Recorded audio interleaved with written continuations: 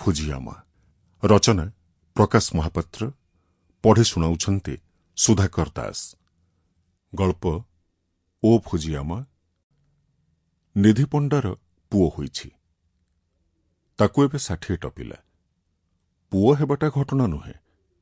ଘଟଣା ହେଉଛି ଏକା ଦିନେ ଏକା ଘରେ ଓ ଏକା ସମୟରେ ତା ନାତି ବି ଜନ୍ମ ହୋଇଛି। ତା ବଡ଼ ପୁଅ ଜଗାର ପୁଅ।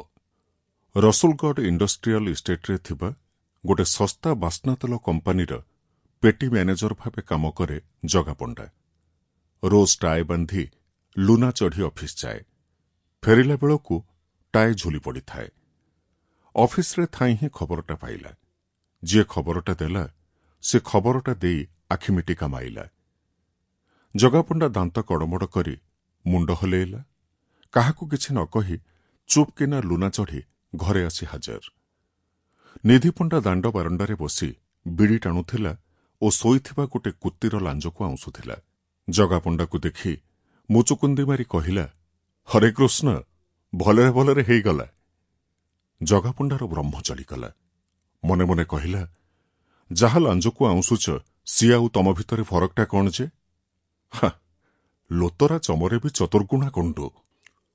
ମୁହଁ ଦେଖି ନିଧିପଣ୍ଡା ପୁଅର ଏଇ ଅନୁଚ୍ଚାରିତ କଥାଟାକୁ ସତେଅବା ଶୁଣିପାରିଲା। ଟାଣୁଥିବା ବିଡ଼ିଟାକୁ ସେଇ କୁତୀର ଲାଞ୍ଜରେ ଧୀର କିନା ଚିଙ୍କିଦେଲା। କୁତୀଟା କୁଆଇଁ କୁଆଇଁ ବୋବାଳି ଛାଡ଼ି ଛୁ। ଦାଣ୍ଡଘର ବାରଣ୍ଡା ଡେଇଁ ଜଗାପଣ୍ଡା ଯାଇ ଅଗଣାର ବାରଣ୍ଡା ଉପରେ ଥକା ମାନ୍ଦା ବସି ପଡ଼ିଲା। କେମିତି ଗୋଟେ ବିଚିତ୍ର କୁହୁଳିଆ ଗନ୍ଧ ନାକରେ ବାଜୁଛି। ସେ ଘରେ ବୋଧେ ପିଲାଙ୍କୁ ସେକା ଚାଲିଛି।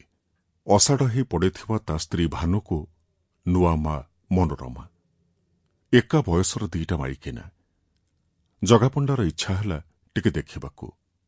ତେବେ ଲାଜରେ ଗଲାନି। ବାହାଘରର ଦୀର୍ଘ 7 ବର୍ଷ ପରେ ତାର ପ୍ରଥମ ପୁଅ ହେଇଛି। ପଛରୁ ନିଧିପଣ୍ଡାର ଲହୁଣିଆ ସ୍ୱର ଶୁଭିଲା, ଯାଉନୁ ଦେଖି ଆସିବୁ।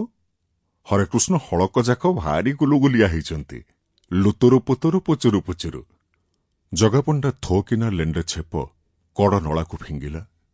ପକେଟରୁ ସିଗାରେଟ କାଢ଼ି ଛର୍ର କିନା ଦିଆସିଲି ମାରିଲା।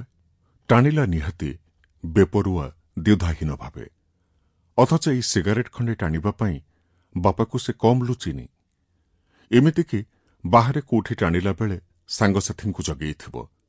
ଦୋକାନ ଦୋକାନ ବୁଲି ଧୂପ ଦିଏ ନିଧିପଣ୍ଡା। ସେଲୁନ୍ଠାରୁ ଅଣ୍ଡା ଦୋକାନ ଯାଏ ସବୁଠି। ନଜରରେ ପଡ଼ିଗଲେ ତ୍ରାହି ନାହିଁ। ତଥାପି କୋଉ ନ ପଡ଼େ ଯେ? ପ୍ରତ୍ୟକ୍ଷରେ ନହେଲେ ବି ପରୋକ୍ଷରେ ଠଉରେଇ ନିଏ ନିଧିପଣ୍ଡା।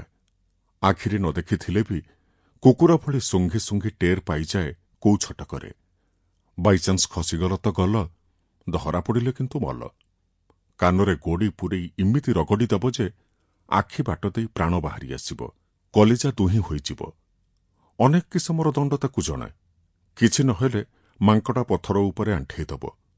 ବୁଝି ବିଚାରି ଯୋଜନା କରି ମୁହଁରେ ଦା ଭଳି ହସଟିଏ ଝୁଲେଇ ଦଣ୍ଡ ଦିଏ ନିଧିପଣ୍ଡା। ଜଗା ବହୁବାର ନହୁନୁହାଣ ହୋଇଛି।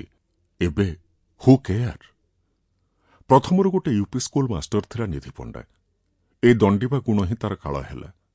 ଅଭିଭାବକମାନେ ଆପତ୍ତି କଲେ। ପାଠ ପଢ଼ିବେ କଣ? ନିଧି ମାଷ୍ଟ୍ରେ ନା ଶୁଣୁ ଶୁଣୁ ପିଲେ ପେଣ୍ଟରେ ହଗି ପକେଇଲେ। ଶେଷକୁ ଅସନ୍ତୋଷ ଏତେ ପରିମାଣରେ ବଢ଼ିଲା ଯେ ଲୋକେ ଲାଗିପାତି ନିଧିପଣ୍ଡାକୁ ସ୍କୁଲରୁ ନିକାଲି ଦେଲେ। ସେଇଦିନଠୁ ନିଧିପଣ୍ଡା ଏଇ କର୍ମକର୍ମାଣୀ ଧନ୍ଦାକୁ ଆଦରି ନେଇଛି। ସମୟ ଅନୁଯାୟୀ ବିଷ ବି କମିଛି। ତଥାପି ଜଗାପଣ୍ଡା ଡରେ। କାରଣ ଏବେ ଆଉ ସୀମିତ ରୋଜଗାରରେ ସଂସାର ଚଳୁନି। ସୁବିଧା ଅସୁବିଧାରେ ହାତ ପତେଇବାକୁ ପଡ଼ୁଛି। ଉପରେ କିଛି ନ କହିଲେ ବି ଭିତରେ ଭିତରେ ଗୁମୁରି ହୁଏ, ପିଲାଦିନେ ଯେତିକି ଆଣ୍ଠେଇଥିଲୁ ଏବେ ସେତିକି ଆଣ୍ଠେଇବୁରେ ପୁଅ। ମୁଁ କଣ, ୟାଳ୍ପ ସମୟ ତ ଆଣ୍ଠେଇବ। ଜଗାପଣ୍ଡା ଘନ ଘନ ସିଗାରେଟ ଟାଣି ଏରିଆ ଧୁମାଳ କଲା। ଚାରିଆଡ଼କୁ ଚାହିଁ ଦେଖିଲା, ପାଖରେ କେହି ନାହାନ୍ତି। ଚାଳରେ ଗୋଟେ କୁଆ ରାଉ ରାଉ ହେଉଥିଲା। ପିଣ୍ଡି କାନ୍ଥରେ ଥିବା ଗୋଟେ ଆଇନାରେ ନିଜ ପ୍ରତିଫଳନ ସହ ଯୁଦ୍ଧରତ ଘରଚଟିଆଟିକୁ ଅନେକ ସମୟ ଧରି ଦେଖିଲା। କଡ଼କଡ଼ ଆଙ୍ଗୁଠି ଫୁଟାଇଲା। ରାବୁଥିବା କୁଆଟାକୁ ହାସ୍ କରି ଉଡ଼େଇ ଦେଇ ଛିଡ଼ା ହେଲା। କୁହୁଳିଆ ଗନ୍ଧଟା ଫିକା ପଡ଼ି ଆସିଲାଣି। ବାରଣ୍ଡା ଶେଷକୁ ଥିବା ସେଇ Sample complete. Ready to continue?